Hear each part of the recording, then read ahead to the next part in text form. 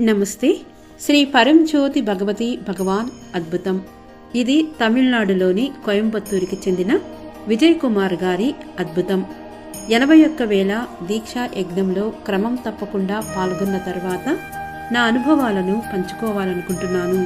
గతంలో సంఘర్షణలు ఎదురైనప్పుడు నేను చాలా కాలం పాటు భావోద్వేగ అంతర్గత సంభాషణలు జరుపుతూ తీవ్రమైన బాధలో కూరుకుపోయేవాడిని.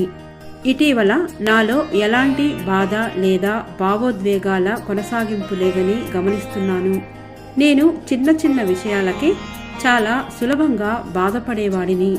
ఆ సమయాల్లో భావోద్వేగాల విస్ఫోటాలు మరియు అదుపు చేయలేని అంతర్గత సంభాషణలతో నేను తీవ్రంగా వేదనకు గురయ్యేవాడిని.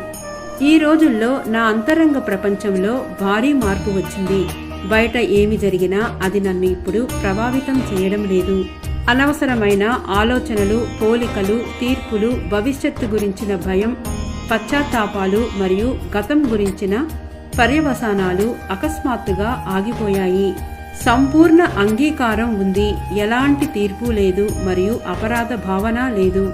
నేను ఎక్కువ సమయం నిశ్శబ్దాన్ని అనుభవిస్తున్నాను. నా జీవితంలో జరిగే అన్ని సంఘటనలకు నేను సాక్షిగా మాత్రమే ఉంటున్నాను మరియు వాటితో ఆనందంగా ప్రవహిస్తున్నాను. ఆలోచనలు ఇకపై నన్ను గతంలోకి లాగవు లేదా భవిష్యత్తులోకి నెట్టవు. నేను వర్తమాన క్షణంలో పూర్తిగా జీవిస్తున్నాను.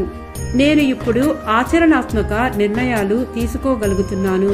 ఇది నా పనిలో విజయం సాధించడానికి సహాయపడింది. నా చుట్టూ ఉన్న వ్యక్తులతో నేను సులభంగా కనెక్ట్ అవ్వగలుగుతున్నాను మరియు వారు నన్ను గతంలో కంటే మరింత స్నేహపూర్వకంగా కనుగొంటారు. నా జీవితం శ్రీ పరంజ్యోతి భగవతి భగవాన్ యొక్క మనోహరమైన ఉనికితో లోతుగా నిండినట్లు అనిపిస్తుంది. ఇది లోతైన సంతృప్తిని మరియు అంతర్గత సంతృప్తిని తెస్తుంది.